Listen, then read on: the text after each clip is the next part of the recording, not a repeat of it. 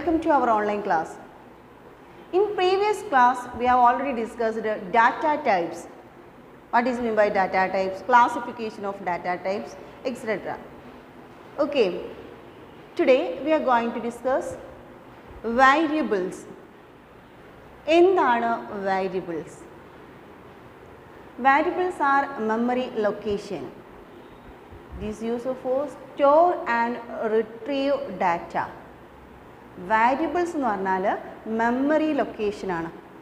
Memory എന്ന് പറയുമ്പോൾ നമുക്കറിയാമല്ലോ, മെമ്മറി എന്തിനു വേണ്ടിയിട്ടുള്ളതാണ്? സ്റ്റോർ ചെയ്ത് വെക്കാൻ. ഇതും അതുപോലെ ഒരു മെമ്മറി ലൊക്കേഷനാണ് വാരിയബിൾസ്.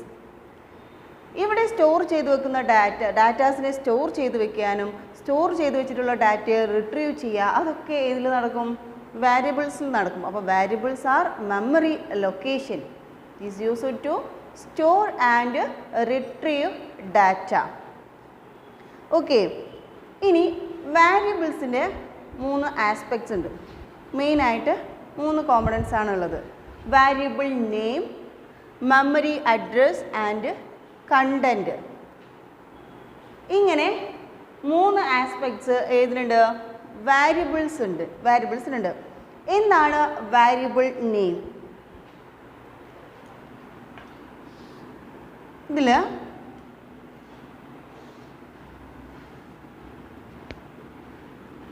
എക്സ് എന്നൊരു വാല്യൂ കൊടുത്തു, 20 എന്നൊരു വാല്യൂ കൊടുത്തു, 1001, 1002, 1003. ഇതിൽ എ എന്ന് പറയുന്നത് വാരിയബിൾ നെയിമാണ്. മെമ്മറി ലൊക്കേഷന് നമ്മൾ കൊടുത്ത നെയിമാണ് എന്ത്? എ എന്ന് പറയുമ്പോൾ വാരിയബിൾ നെയിം. വാരിയബിൾ നെയിമാണ് എ.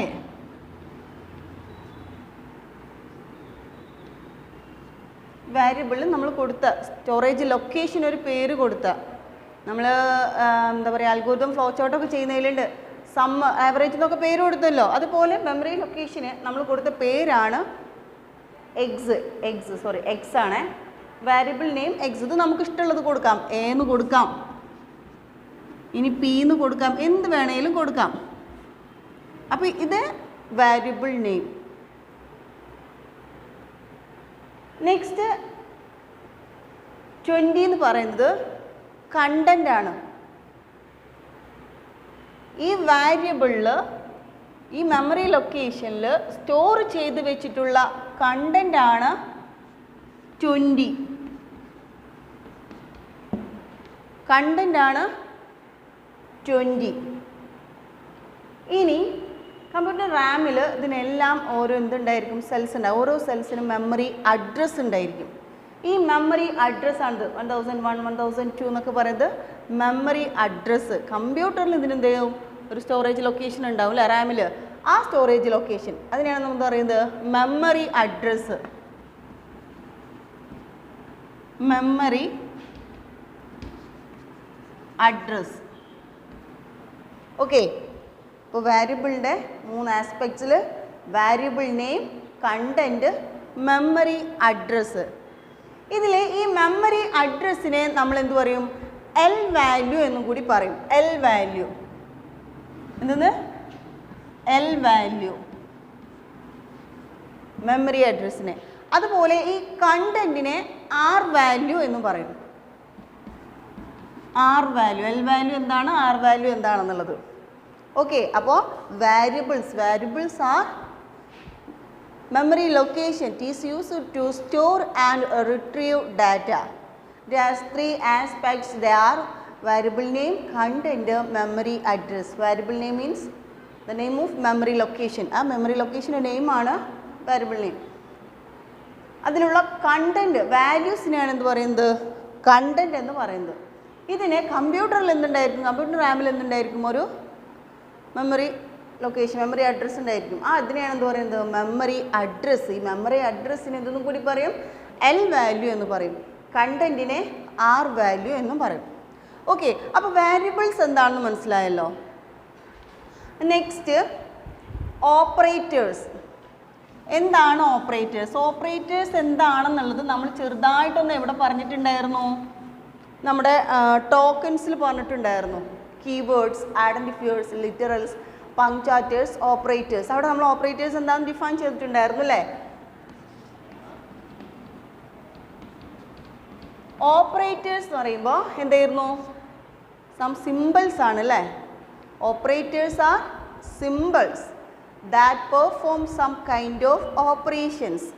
ചില ഓപ്പറേഷൻസ് നടത്താനുള്ള ചില സിമ്പിൾസിനെയാണ് നമ്മളെന്ത് പറയുന്നത്? ഓപ്പറേറ്റേഴ്സ് എന്ന് പറയുന്ന. എക്സാമ്പിൾ ഞാൻ പറഞ്ഞിരുന്നു.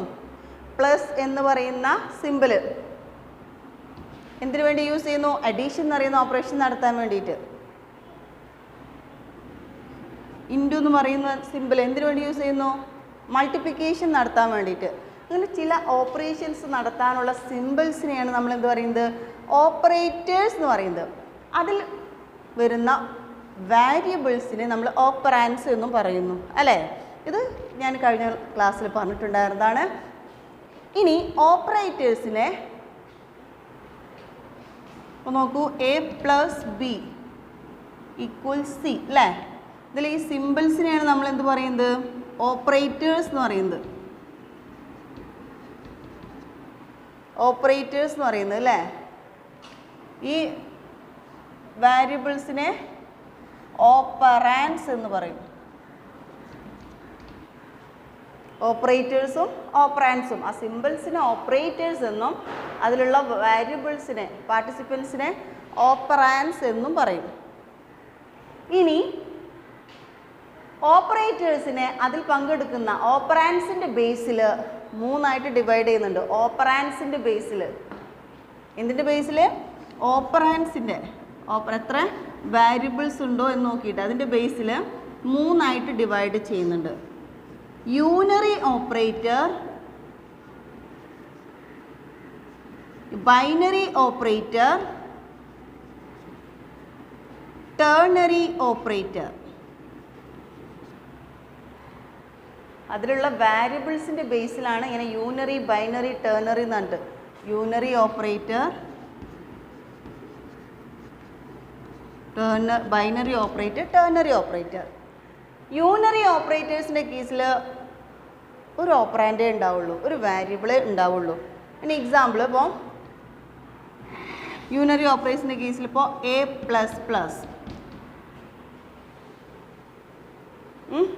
ഒരു ഓപ്പറാൻഡേ ഉള്ളൂ, എ മാത്രമേ ഉള്ളൂ അല്ലേ? അല്ലെങ്കിൽ മൈനസ് മൈനസ് എ എന്ന് പറയാം. ഇനി ബൈനറിയുടെ കേസിൽ എ പ്ലസ് ബി രണ്ട് ഓപ്പറാൻഡ് വന്നു.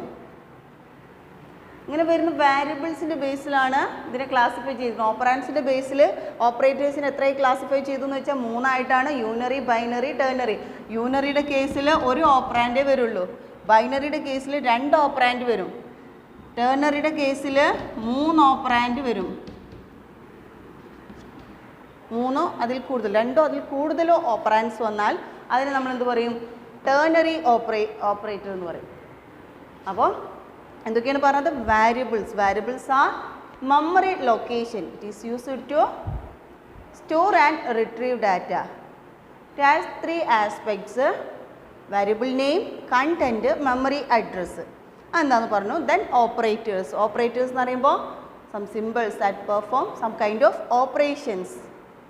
Symbols are called operators, variables are called operands. Operators are classified into three: based operands, based on operands. Operands in the base operators in മൂന്നായി classify ചെയ്തു: unary operator, binary operator, ternary operator. Okay, അപ്പോൾ യൂണറിക്ക് എക്സാമ്പിളാണിത്. അതിലൊരു variable ഉണ്ടായിരിക്കുള്ളൂ. ബൈനറിയിൽ രണ്ട് variable വരും, ടേർണറിയിൽ മൂന്ന് variables വരും. ഇത് മനസ്സിലായല്ലോ? ഇനി നമുക്ക് പഠിക്കാനുള്ളത് ഈ ഓപ്പറേറ്റേഴ്സിൻ്റെ തന്നെ ക്ലാസിഫിക്കേഷൻസ് ആണ്. ഇത് ഓപ്പറാൻസിൻ്റെ ബേസിലുള്ള ക്ലാസിഫിക്കേഷൻ ആയിരുന്നു: യൂണറി, ബൈനറി, ടേർണറി. ഇനി ഈ ഓപ്പറേറ്റേഴ്സിന് നമ്മൾ എന്ത് ചെയ്യുന്നുണ്ട്? ഒരുപാട് ക്ലാസിഫൈ ചെയ്യുന്നുണ്ട്. അതേതൊക്കെ നോക്കാം. അതിൽ first one, arithmetic operators.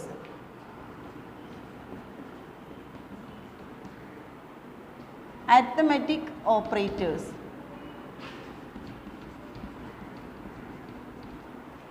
Arithmetic operators എന്ന് പറയുമ്പോൾ നമ്മുടെ perform മാത്തമാറ്റിക്കൽ ഓപ്പറേഷൻസ് ആണ്. മാത്തമാറ്റിക്കൽ സിമ്പിൾസ് ആയ പ്ലസ്, മൈനസ്, മൾട്ടിപ്ലിക്കേഷൻ, ഡിവിഷൻ, ഇതൊക്കെയാണ് ഇതിൽ വരിക, അരിത്തമെറ്റിക് ഓപ്പറേറ്റേഴ്സിൽ വരിക. Arithmetic operators are perform mathematical operations. ഏതൊക്കെ? Addition, subtraction, multiplication, division. ഈ ഒരു ടാബിൾ നോക്കുക. ഈ ടാബിളിൽ എന്തൊക്കെയുണ്ട്? അഡീഷൻ വെച്ചിട്ടും സബ്ട്രാക്ഷൻ വെച്ചിട്ടും മൾട്ടിപ്ലിക്കേഷൻ വെച്ചിട്ടൊക്കെ ഉള്ള കാൽക്കുലേഷൻ എക്സാമ്പിൾസ് ആണ് ഉള്ളത്. അതിൽ ആദ്യം എന്ത് ചെയ്യുന്നു? ആ വാല്യൂസിന് എക്സിനും വൈക്കും 2 വാല്യൂസ് കൊടുത്തിട്ടുണ്ട് അല്ലേ? എക്സിന് 10ഉം വൈക്ക് 5ഉം കൊടുത്തിട്ടുണ്ട് ആദ്യത്തേൽ. അതിനാദ്യം അഡീഷൻ നടത്തുന്നു, സബ്ട്രാക്ഷൻ നടത്തുന്നു, മൾട്ടിപ്ലിക്കേഷൻ നടത്തുന്നു, ഡിവിഷൻ നടത്തുന്നു. അരിത്തമെറ്റിക് ഓപ്പറേറ്റേഴ്സിനുള്ള എക്സാമ്പിൾസ് ആണത്. ഇതിലിനി ഒരു ഓപ്പറേറ്ററും കൂടിയുണ്ട്. അരിത്തമെറ്റിക് ഓപ്പറേറ്റേഴ്സിൽ മോഡ് എന്ന് പറഞ്ഞിട്ടൊരു ഓപ്പറേറ്റർ ഉണ്ട്. Modulus operator. മോഡുലസ് ഓപ്പറേറ്റർ എന്തിനു വേണ്ടി യൂസ് ചെയ്യുന്നു വെച്ചാൽ നമുക്ക് ഡിവിഷൻ നടത്തുമ്പോഴുള്ള റിമൈൻഡറിനെ സ്റ്റോർ ചെയ്യാൻ വേണ്ടി കിട്ടാൻ വേണ്ടിയിട്ടാണ് ഏത് യൂസ് ചെയ്യുന്നത്? മോഡുലസ് ഓപ്പറേറ്റർ ഉപയോഗിക്കുന്നത്. റിമൈൻഡറിനെ എടുക്കാൻ വേണ്ടിയിട്ടാണ് ഏത് ഓപ്പറേറ്റർ യൂസ് ചെയ്യുന്നത്? Modulus operator. ഡിവിഷനും മോഡുലസ് ഓപ്പറേറ്ററും തമ്മിലുള്ള വ്യത്യാസം ചോദിച്ചാൽ, ഡിവിഷൻ നമുക്ക് ഡിവൈഡ് നടത്താൻ വേണ്ടിയിട്ട്, മോഡുലസ് ഓപ്പറേറ്റർ യൂസ് ചെയ്യുന്നത് അതിൻ്റെ റിമൈൻഡറിനെ കിട്ടാൻ വേണ്ടിയിട്ട്. അപ്പോൾ നമ്മൾ 5നെ ഡിവൈഡ് ചെയ്യണം. 2 2 തവണ അല്ലേ? ഇങ്ങനെ റിമൈൻഡറിനെ സ്റ്റോർ ചെയ്യാൻ വേണ്ടിയിട്ടാണ് ഏത് ഓപ്പറേറ്റർ യൂസ് ചെയ്യുന്നത്? Modulus or mod operator use ചെയ്യുന്നത്.